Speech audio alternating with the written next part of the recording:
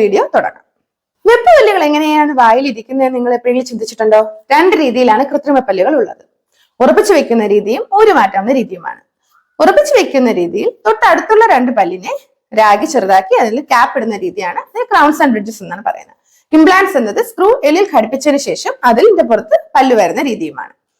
കഴിഞ്ഞ വീഡിയോയിൽ ഞാൻ ഉറപ്പിച്ചു വെക്കുന്ന രീതിയെ പറ്റി വിശദമായി പറഞ്ഞിട്ടുണ്ട്. ഇന്നത്തെ വീഡിയോയിൽ ഊരുമാറ്റാവുന്ന രീതിയെ പറ്റി വിശദമായി മനസ്സിലാക്കാം. വെപ്പുപല്ലുകൾ പല രീതിയിലുണ്ട്. പാർഷ്യൽ ഡെഞ്ചസ് അഥവാ കുറച്ച് പല്ല് റീപ്ലേസ് ചെയ്യാൻ ഉപയോഗിക്കുന്നത്, കംപ്ലീറ്റ് ഡെഞ്ചസ് അഥവാ മുഴുവൻ പല്ലുകളും റീപ്ലേസ് ചെയ്യാൻ ഉപയോഗിക്കുന്നത്. എന്താണ് ഊരി മാറ്റാൻ പറ്റുന്ന പല്ല് സെറ്റുകൾ? പല്ല് സെറ്റുകൾ ഒരു പ്ലേറ്റിന്റെ സഹായത്തോടു കൂടിയാണ് വായിലിരിക്കുന്നത്. എയർ സെക്ഷനിലാണ് ഇത് വായ ഉറപ്പിച്ചിരിക്കുന്നത്. എയർ സെക്ഷൻ പോകുമ്പോൾ പല്ല് സെറ്റ് ഊരി വരാം. കുറച്ച് പല്ലുകൾ റീപ്ലേസ് ചെയ്യാൻ ഒരു പ്ലേറ്റും ഒരു ഹൂക്ക് പോലെ ഒരു കമ്പിയും ഉണ്ട്. കമ്പി തൊട്ടടുത്തുള്ള പല്ലിന്റെ സപ്പോർട്ടാണ് എടുക്കുന്നത്. എന്നാൽ സപ്പോർട്ട് എടുത്ത പല്ല് ചിലപ്പോൾ ഭാവിയിൽ ഡാമേജ് ഉണ്ടാക്കാം. എന്നാൽ മുഴുവൻ പല്ല് റീപ്ലേസ് ചെയ്യാനാണെങ്കിൽ ഒരു പ്ലേറ്റ് മാത്രമേ അതിൽ ഉണ്ടാവുകയുള്ളൂ.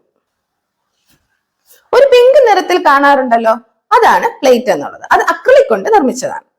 ഇപ്പൊ ഫ്ലെക്സിബിൾ ഡെഞ്ചസ് അവൈലബിൾ ആണ്. ഇതിൽ മെറ്റൽ ക്ലാസ്പ് അല്ല, മോണയുടെ നിറത്തിലുള്ള ഹൂക്കുകളാണ് വരുന്നത്.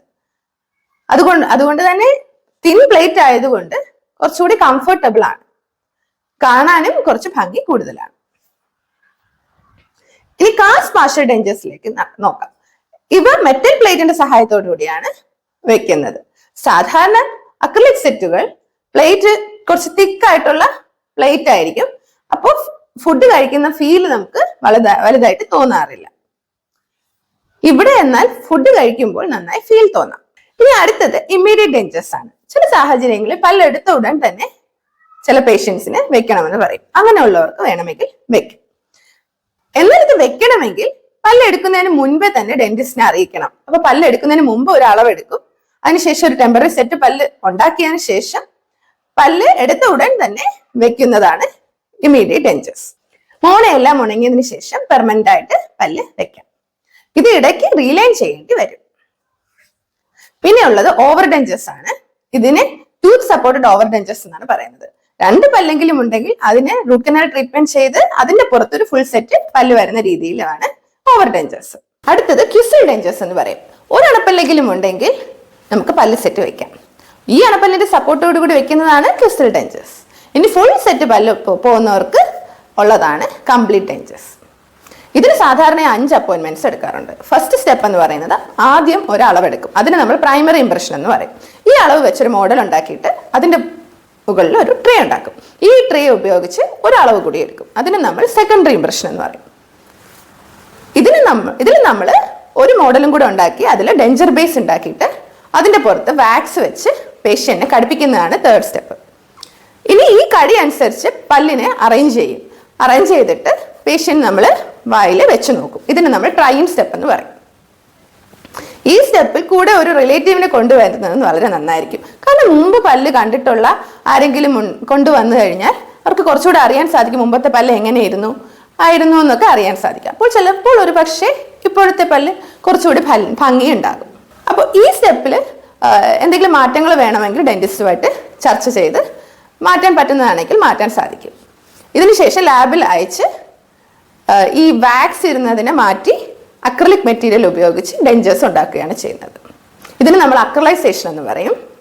എന്നിട്ട് ലാസ്റ്റ് സ്റ്റെപ്പിൽ പേഷ്യന്റിനെ ഇൻസേർട്ട് ചെയ്ത് നോക്കും. വായിൽ വെച്ച് നോക്കി കടിയൊക്കെ എല്ലാം ഓക്കെ ആക്കിയിട്ട് പേഷ്യന്റിനെ വിടുകയാണ് ചെയ്യുന്നത്. ഇനി ഡെഞ്ചേഴ്സ് വെച്ച് കഴിഞ്ഞാൽ എന്തൊക്കെയാണ് ശ്രദ്ധിക്കേണ്ടത്? രാത്രി ഊരി മാറ്റി വെള്ളത്തിലിട്ട് വെക്കണം. അക്രിലിക് മെറ്റീരിയൽ ആയതുകൊണ്ട് അത് പുറത്ത് വെച്ച് കഴിഞ്ഞാൽ ചുരുങ്ങി പോകാനുള്ള സാധ്യതയുണ്ട്. അതുകൊണ്ട് തന്നെ പിന്നീട് വായിൽ വെക്കുമ്പോൾ അത് ഇരിക്കണമെന്ന് നിർബന്ധമില്ല. അതുകൊണ്ട് ഒരു കാരണവശാലും പുറത്ത് വെക്കാതെ വെള്ളത്തിൽ തന്നെ സൂക്ഷിച്ച് വെക്കുക. ഒരു കാരണവശാലും ചൂടുവെള്ളത്തിൽ ഇട്ട് വെക്കരുത്. രാത്രിയിൽ വെച്ചുകൊണ്ട് ഉറങ്ങരുത്. കണ്ടിന്യൂസ് ആയിട്ട് വായിൽ വെച്ച് കഴിഞ്ഞാൽ അത് ചിലപ്പോൾ ഡേഞ്ചർ സ്റ്റൊമറ്റൈറ്റിസ്, എപ്പിളിസ് ഫിഷറേറ്റം പോലുള്ള രോഗങ്ങൾ ഉണ്ടാക്കിയേക്കാം. അതുപോലെ രാത്രി ഊരി വെക്കുമ്പോൾ മോണയ്ക്ക് നന്നായിട്ട് രക്തഓട്ടം ലഭിക്കും. ഇനി പല്ല് സെറ്റ് വെച്ച ഉടൻ തന്നെ എല്ലാ ആഹാരവും കഴിക്കാൻ സാധിക്കുമെന്ന് കരുതരുത്. പുതിയൊരു വസ്തു വായിൽ വരുമ്പോൾ അതുമായി പൊരുത്തപ്പെടാൻ കുറച്ച് സമയം എടുക്കും. അതുകൊണ്ട് തന്നെ കട്ടിയുള്ള ആഹാരങ്ങൾ കഴിവതും ഒഴിവാക്കുക. സോഫ്റ്റ് ഡയറ്റ് ആദ്യത്തെ ദിവസങ്ങളിൽ ഉപയോഗിക്കുക. ഫ്രണ്ട് പല്ല് ഉപയോഗിച്ച് കഴിക്കരുത്. അത് ചിലപ്പോൾ ഡെഞ്ചേഴ്സ് പൊങ്ങി വരാനുള്ള സാധ്യതയുണ്ട്. അപ്പോൾ അതുകൊണ്ട് 2 അണ വെച്ച് കഴിക്കാൻ ശ്രദ്ധിക്കുക. ഇനി വാ നന്നായിട്ട് തുറക്കുമ്പോൾ ഊരി പോവുകയാണെങ്കിൽ ഡെന്റിസ്റ്റിനെ ഉടൻ തന്നെ കാണിക്കുക. ആദ്യമൊക്കെ ചിലപ്പോൾ പല്ല് സെറ്റ് ചുണ്ടിലോ നാവിലോ എവിടെയെങ്കിലും കയറി കൊള്ളുകയാണെങ്കിൽ ഉടൻ തന്നെ ഡെന്റിസ്റ്റിനെ കണ്ട് ആ ഭാഗം രാഗി ശരിയാക്കേണ്ടതാണ്. അത് വെച്ചുകൊണ്ടിരിക്കരുത്. കാരണം എപ്പോഴും ഒരു സ്ഥലത്ത് തന്നെ കയറിക്കൊണ്ടാൽ അവിടെ ചിലപ്പോൾ അൾസർ വരാം. അത് ചിലപ്പോൾ ക്യാൻസർ പോലുള്ള രോഗങ്ങൾ ഉണ്ടാക്കിയേക്കാം. ആഹാരം കഴിക്കുമ്പോൾ പല്ല് സെറ്റ് വെച്ച് തന്നെ കഴിച്ച് ശീലിക്കുക. കഴിക്കുമ്പോൾ എന്തെങ്കിലും ബുദ്ധിമുട്ടുണ്ടെങ്കിൽ ഉടൻ തന്നെ ഡെന്റിസ്റ്റിനെ കണ്ട് അത് ശരിയാക്കേണ്ടതാണ്. നമ്മുടെ വായ വൃത്തിയാക്കുന്നത് പോലെ തന്നെ രാവിലെയും രാത്രിയും ഡെഞ്ചേഴ്സും ബ്രഷ് ചെയ്ത് വൃത്തിയാക്കുക. കൂടാതെ ആഹാരം കഴിച്ച ഉടൻ തന്നെ ഡെഞ്ചേഴ്സ് ഊരിയെടുത്ത് നന്നായി വാഷ് ചെയ്ത് തിരികെ വെക്കുക. വാഷ് ചെയ്യുമ്പോൾ താഴെ വീണ് പോകാതെ ശ്രദ്ധിക്കണം. താഴെ വീണാൽ ചിലപ്പോൾ പൊട്ടിപ്പോകാം. സോപ്പോ ചൂടുവെള്ളമോ ഉപയോഗിക്കരുത്. ബ്രഷും പേസ്റ്റും ഉപയോഗിക്കാം. ഇപ്പോൾ ഡെഞ്ചർ ക്ലെൻസർ ടാബ്ലറ്റ്സ് അവൈലബിൾ ആണ്.